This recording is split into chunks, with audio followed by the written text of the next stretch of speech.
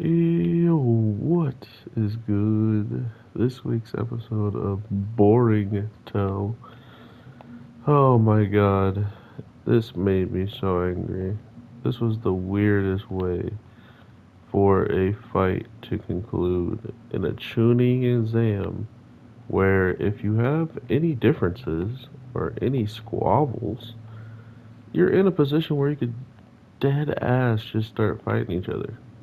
And instead of doing that, they have an argument about who and what they believe in and all of this other stuff, showcasing just how dumb like the show can actually be. Which, mind you, this is the type of stuff you do when you want to have your this show feeling like something different than the original, right?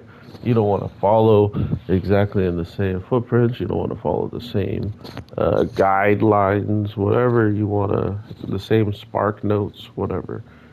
The problem with this for me is instead of giving two characters an amazing fight and having them showcase why we should be excited to see them on screen or why we should be excited to see that they're about to go into a battle of any sort, it's because they have a chance to become more than they already aren't in our eyes. Because guess what?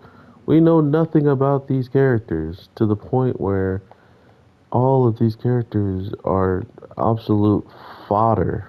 And this whole cat thing is as powerful as pretty much a boulder, right? Like a rock created boulder.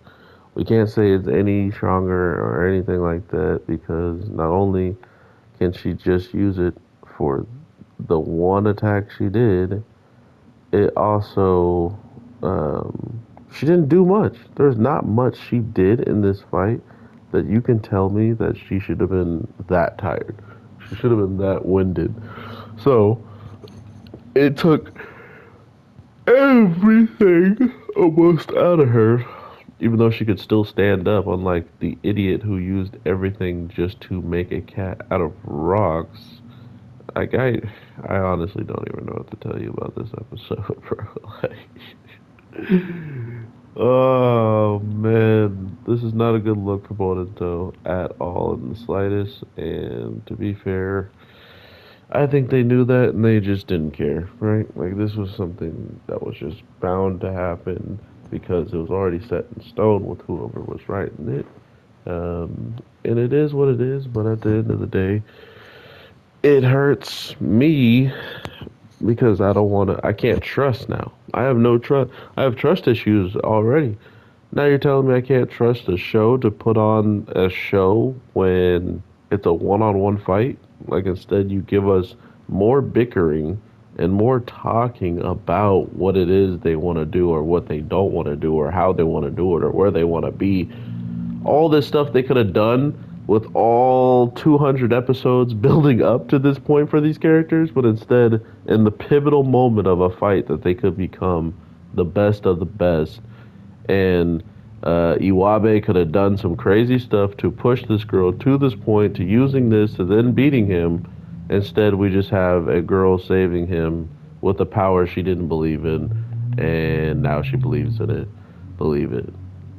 Like I'm sorry, but if you think this is ever been better than the original, like, please just stand down. Just stand down, bro. So overall, I don't know what else to really say about this. This episode speaks for itself. It speaks so many volumes on what is possible for the filler slash background characters of this show. They will always be practically a joke, in my opinion, until all of a sudden they need to make some huge move where their power becomes relevant.